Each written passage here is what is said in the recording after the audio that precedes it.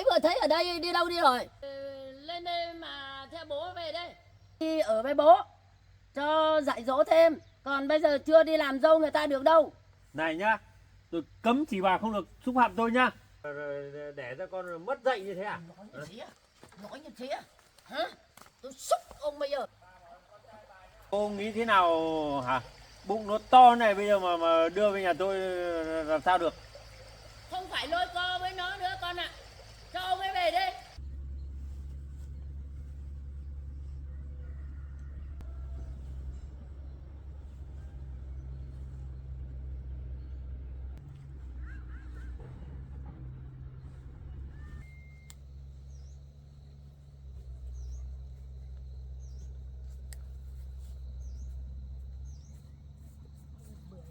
Mênh mông.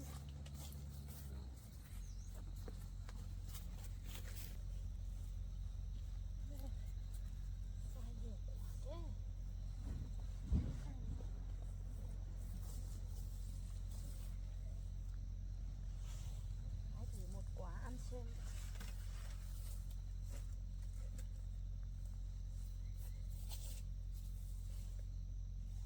Sai nhiều thật đấy. Hái một quả ăn thử xem nào.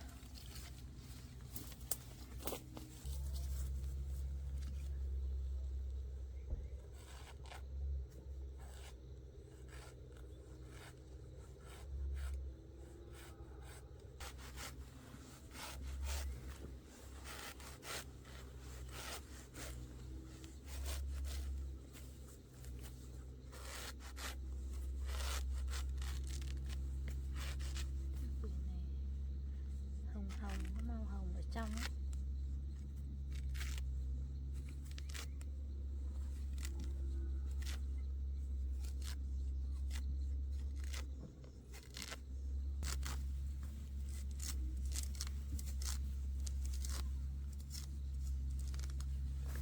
Không biết có ngọt không.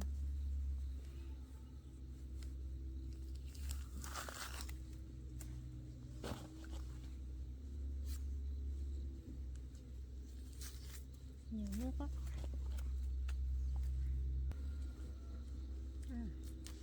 Ngọt, nhiều nước.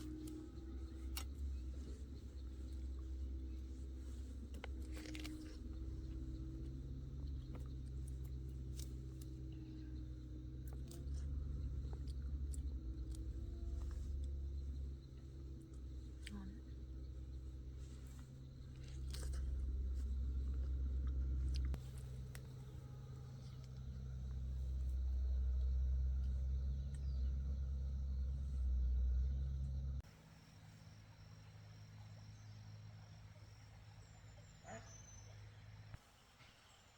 Đậu Hà Lan hôm nọ cắt còn chưa được tưới đạm.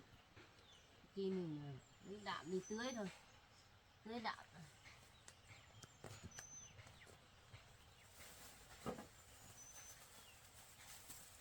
Cô thì đi hộ tôi xách nước nhá.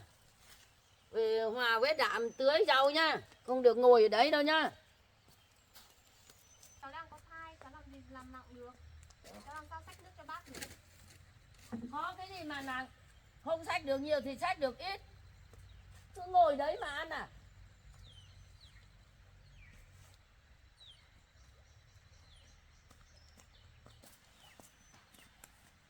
Nói thì dậy đi làm đi, lấy cái xô đỏ kia kìa. Đi xách nước về cho tôi. Không xách được nhiều thì xách ít. Ngồi ly ở đấy. Mình ở đây có mấy hôm mà lúc nào cũng bắt mình đi làm việc. Mà mình đang mang thai nữa chứ. Nhanh cái tay lên. Để tôi còn có nước mà tưới. Tí lại hết nước lấy đâu tưới.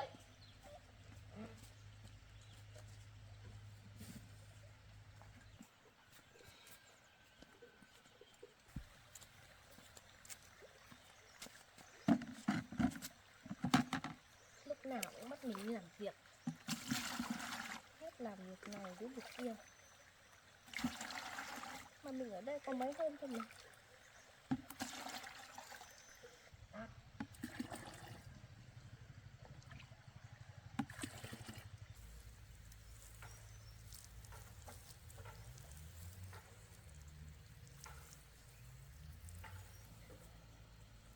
tí nước sao mà lâu thế không biết.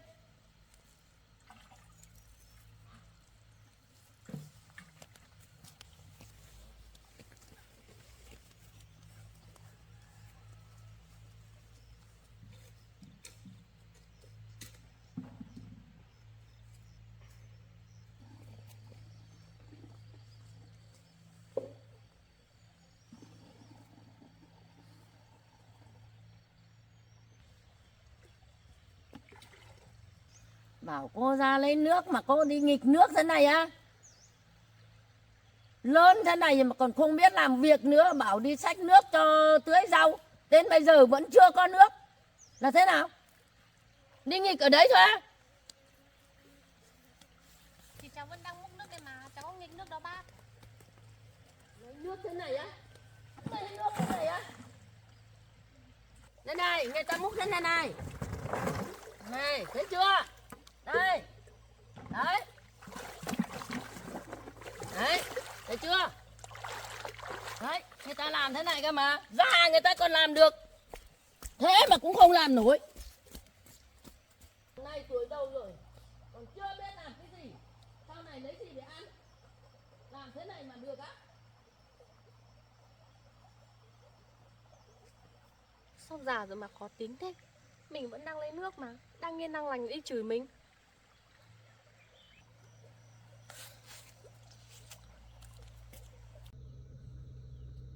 Chắc hái bưởi này thì ngon hơn. Ở dưới kia cũng có nhiều lắm.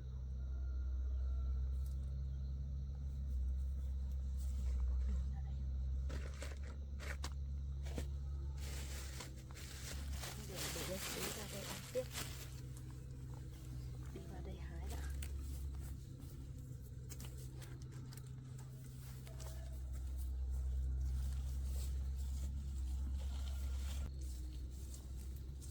Cây này có nhiều quả to đấy.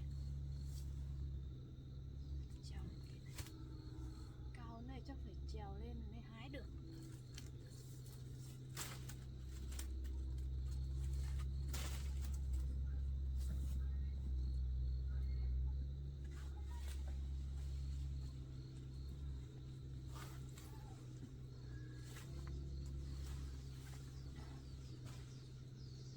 Nhiều quả quá. Toàn quả to.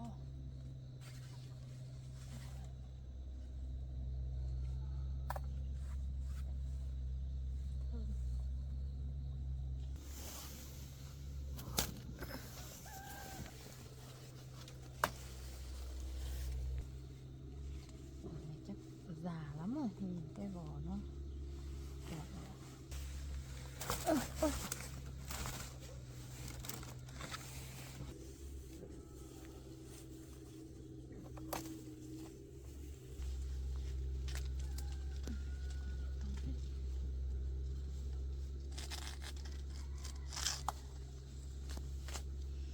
Thơm quá.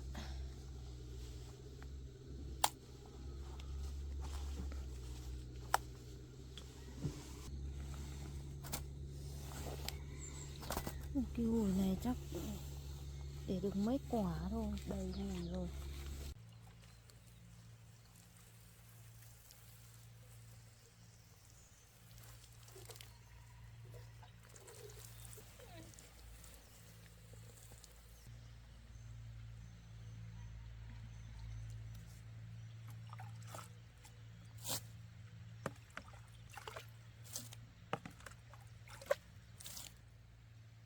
Ôi giời ơi, làm thế này được ơi giời ơi.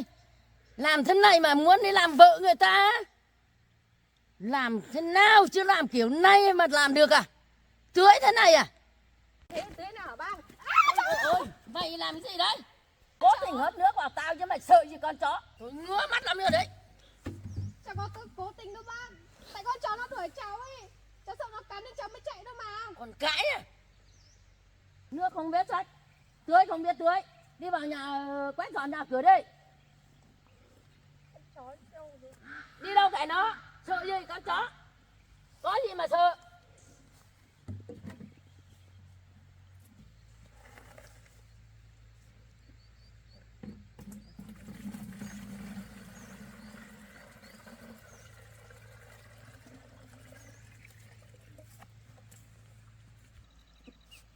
Không biết con chó nó đi đâu rồi nữa.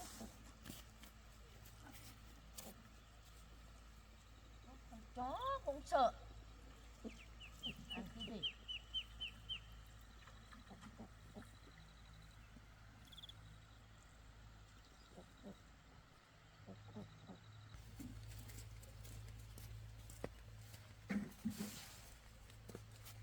Sao hôm nay là ngày anh Nam về mà mình ở đây đợi mãi vẫn chưa thấy anh vào thế? Đừng có mà trông chờ vào nó. Cô còn ở đây chưa chắc nó đã về đâu. Thế anh ấy nói với bác thế à? Không nói năng gì hết. Nhưng mà trước nó nói rồi. Anh ấy vào lúc nào mà anh ấy nói với bác vậy? Chắc không phải đâu.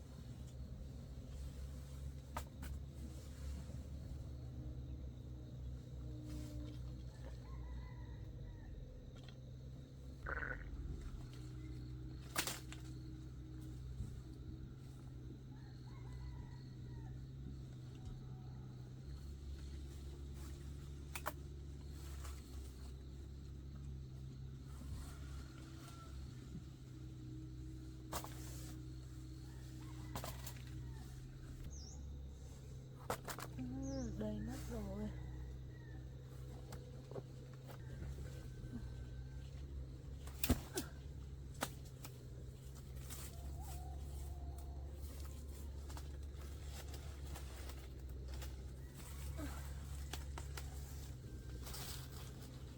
Một hai quả ở đâu khác nha.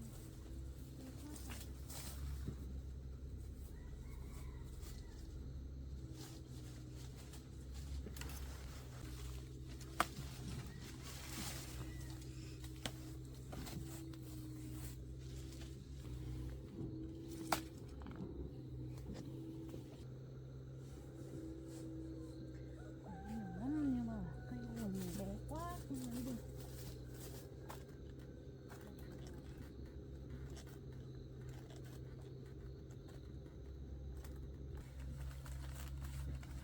Chắc chỉ lấy được bằng này thôi. Nhiều lắm.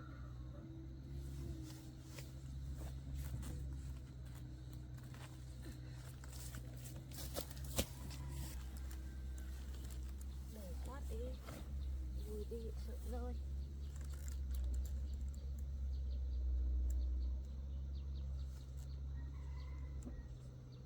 Hái thêm vài quả nữa cho vào túi đi nhỉ. Bỏ công đi bán. Còn một quả nữa là đầy quá.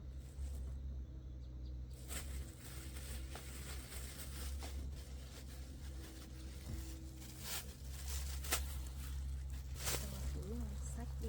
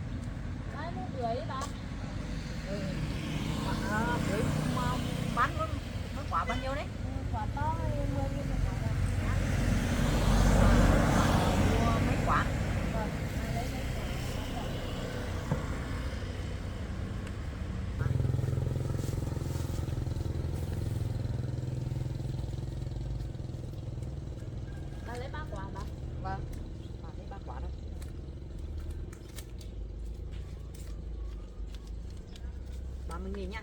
Cháu cảm ơn nhé.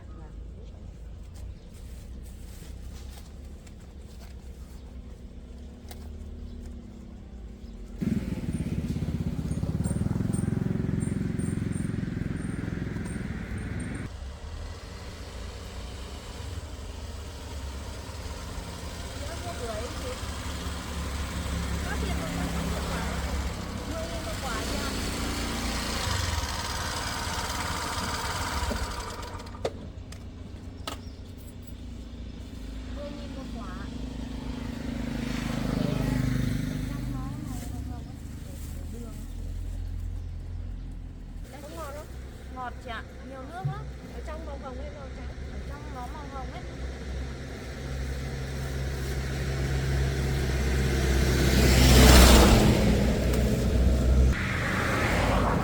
Em vừa lên vườn hái em ăn thử rồi đấy.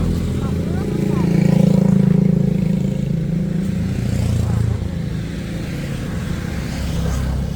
Em cảm ơn nhé.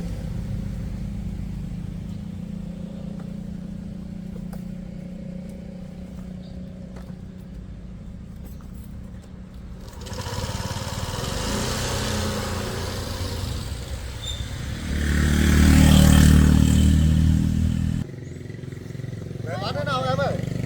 10.000 một quả. Ngon này, lấy cho anh ba quả. Rồi đào ngon.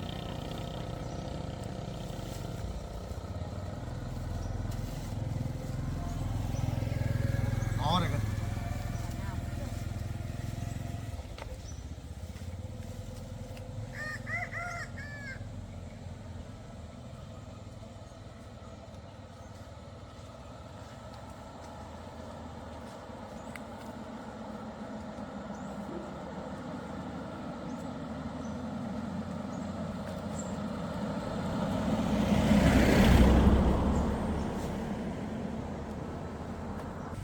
Một quả chị ơi.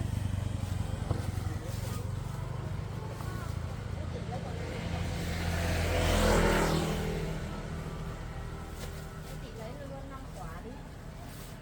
Thế chị lấy hết cả 5 quả nhá. Về đây.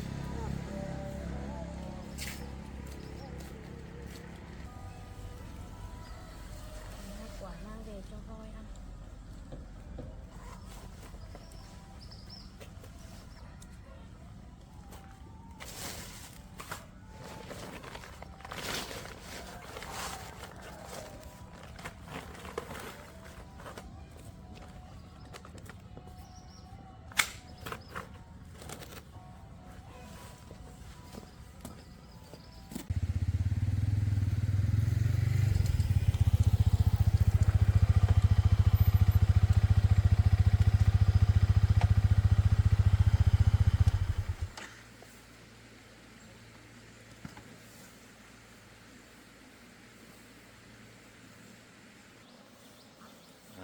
Xe con nhường nó để ở đây chắc hôm nay nó vẫn ở nhà.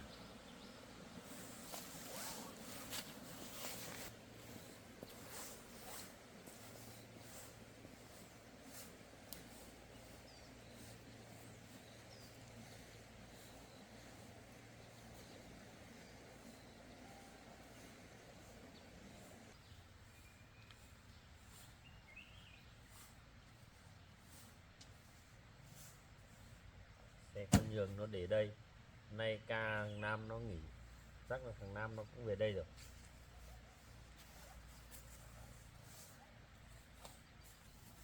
Đi vào nói chuyện xem nó giải quyết như thế nào.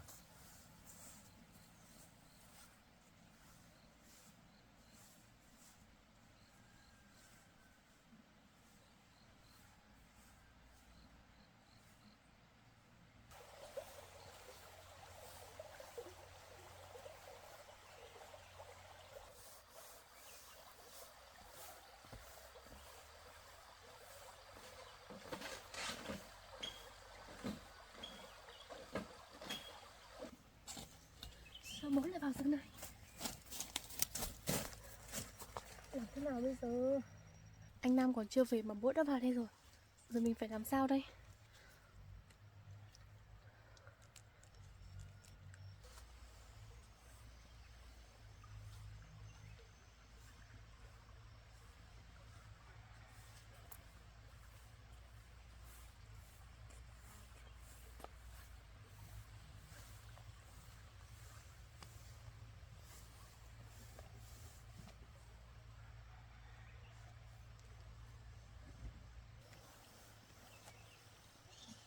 Vừa thấy nó ở đây mà nhỉ.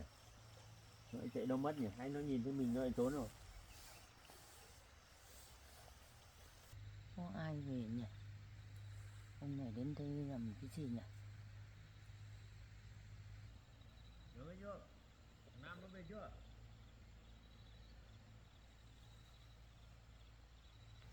Ông này vô duyên thật, chả hỏi chả han gì. Không phải nam nếp nếp gì. Ông ấy đến tìm ai? Này ông kia, ông vào đây tìm ai ấy?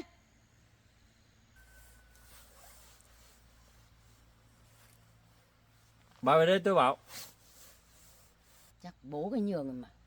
Đấy, bố như thế để con già nó mới như thế.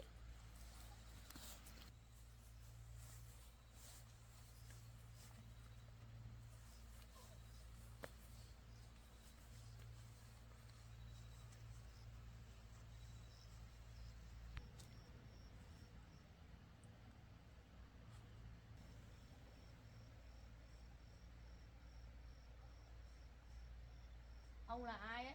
Sộc vào đây gọi tôi mất lịch sự thế. Ít ra ông vào đây ông phải chào hỏi tôi chứ. Người già như tôi vào cũng chẳng chào hỏi gì cả. Thế ông vào đây có việc gì? Chắc là bố của cái nhường gì ấy. Bà là mẹ thằng Nam à? Thế hôm nay ngày nó nghỉ nó đã về đây chưa? Sao ông không tự đi mà gọi cho nó? Tôi có biết gì đâu. Nếu mà tôi có biết thì tôi cũng không bảo cho anh biết. Đổ bất lịch sự. Bà nói cho cẩn thận vào nhá. Tôi không phải là người bà nói như thế được đâu nhá. Bà biết cái thằng con trai của bà đã gây ra cái chuyện gì cho nhà tôi chưa? Mà bà còn to tiếng nữa à? Gây ra chuyện gì? Sao ông không tìm nó mà hỏi? Đến đây tôi biết gì? Liên quan gì đến tôi mà ông vào đây hỏi? Thế là bà không phải là mà mẹ của nó à? Bà đẻ ra nó và nuôi nó và dạy nó mà bà bảo không biết à? Bà nuôi nó, bà dạy nó mà bây giờ bà để cho nó gây ra cái chuyện cho gia đình tôi rất là nghiêm trọng. Lợi dụng con gái tôi trẻ người non dạ, làm cho nó có thai, xong rồi chối bỏ trách nhiệm à? Mà hôm nay là ngày nó nghỉ, sao nó thấy nó về đây? Hay là mẹ con bà lại bàn nhau rồi trốn tránh trách nhiệm à? Chắc không phải vậy đâu. Anh ấy không phải là người như vậy. Tôi liên quan gì đến nhà ông? Ông bảo tôi phải trách nhiệm. Ông đi tìm nó mà giải quyết. Tôi thì biết gì. Đây thì việc của nhà ông với nó. Ông cứ ra công ty mà tìm nó mà giải quyết. Lần sau là không được vào đây đâu á. Bà đừng có mà nói ngang ngược như thế nhá. Bà biết tôi vào đây làm gì mà. Thằng con trai bà mà không gây ra cái chuyện như thế thì tôi vào đây làm gì? Đấy là thằng con trai tôi gây ra. Có phải tôi gây ra đâu mà ông vào đây ông nói. Ông biết tôi là mẹ thằng Nam rồi. Ông phải nói với tôi lịch sự một tí chứ. Tôi là lớn tuổi rồi. Ông nói chuyện ông phải biết tôn trọng người khác chứ. Không phải là có tí tiền là huênh hoang thế nào cũng được đâu. Trước tôi vào đây hai lần rồi mà không gặp con bà. Bà biết tôi bực thế nào không? Ông bực thì bực với bọn trẻ chứ. Già như tôi ông cũng nói như thế mà được à? Biết tôn trọng người già chứ. Bây giờ tôi không cãi nhau với bà nữa. Hôm nay con nhà bà có về không thì bà cho tôi biết. Lại có cái kiểu trốn tránh như thế được à? Làm cho con gái tôi cái bụng, cái thai trong bụng thì mỗi ngày nó một to. Bà thử nghĩ xem, nếu mà nó là con gái bà thì bà thấy có được không? Hàng xóm bà sẽ, nhà bà sẽ dị nghị như thế nào? Đấy, bà ra ngoài bà còn mặt mũi nhìn người khác không? Thế thì tại ông không biết bảo con chứ tại tôi à? Mình có con gái mình phải biết bảo ban nó chứ. Bây giờ nó đã như thế rồi là đi bắt người ta phải chịu trách nhiệm là thế nào? Vấn đề là con nhà bà nó láo. Tôi cho nó ăn trọ ở đấy. Thiếu tiền tôi cho nó vay. Nhưng mà bây giờ nó gây ra cái chuyện này à? Cái đồ vong ơn bội nghĩa. Thôi. Chuyện này là chuyện của con trai tôi với nhà ông. Không liên quan gì đến tôi. Thôi, bà đừng có nói cái lý sự cùn như thế nhá. Thôi, tôi không bao giờ chấp nhận con gái của ông làm con dâu tôi. Tôi đã có con dâu rồi. Tôi có cháu rồi.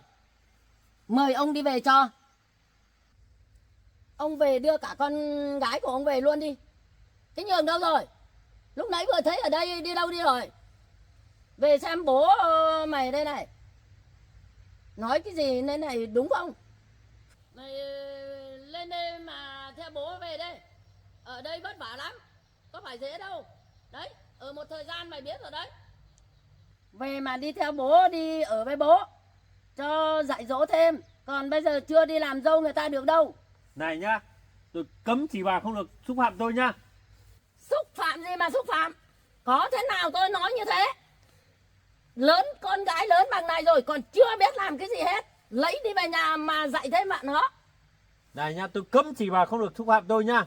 Con trai của bà đẻ ra bà không dạy dỗ được, gây ra cái chuyện như thế. Tôi nhìn tướng bà là biết là bà không có chồng, đẻ ra con mất dạy như thế à? Nói như thế à? Nói như thế à? Hả? Tôi xúc ông bây giờ. Con Nhường đâu? Về theo bố mới về nhà. Này nhá, tôi nói cho bà biết nhá, con trai của bà mà không đến gặp tôi còn lâu tôi mới cho nó về. Ông có đi không? Đưa cả con gái ông về luôn đi. Đi khỏi nhà con dâu tôi. Được rồi, bà nhớ nhá, cái chuyện này chưa giải quyết xong á, tôi không để yên đâu. Đi luôn đi. Đưa cả con gái về luôn đi.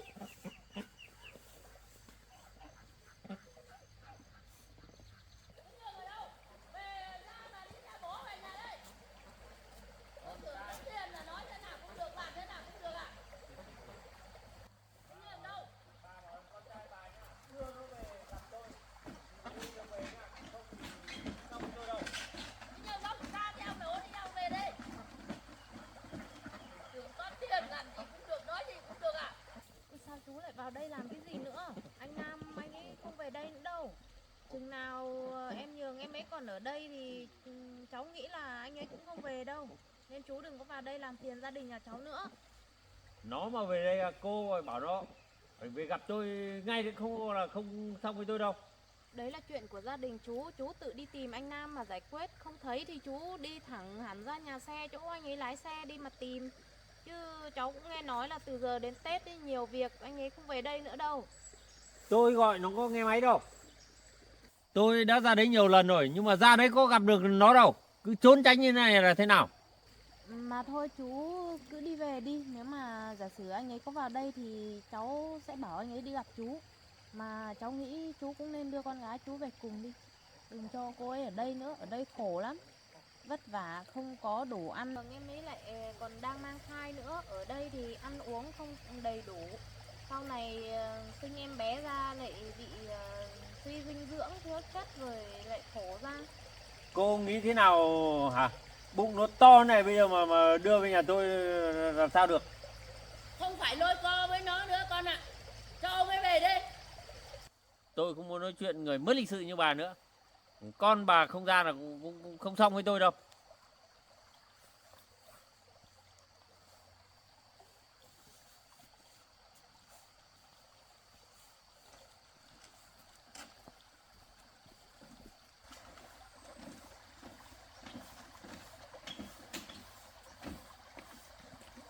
Bực cả người.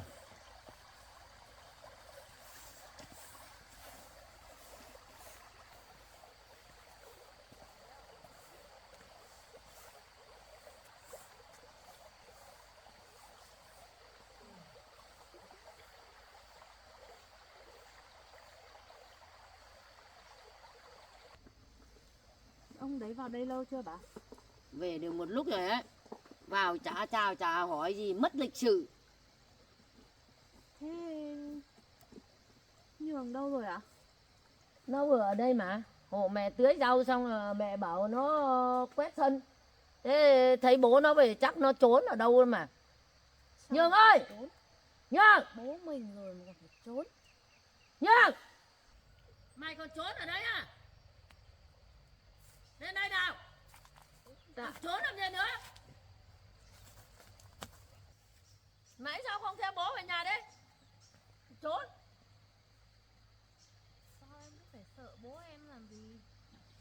ra nói chuyện đàng hoàng, phải trốn tránh.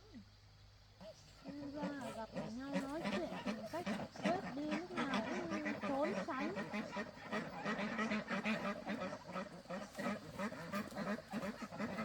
Lúc nãy bố nói chuyện ở đây sao không lên? Theo bố mà về. Dạ, nãy bác cũng thấy bố cháu nói rồi đấy.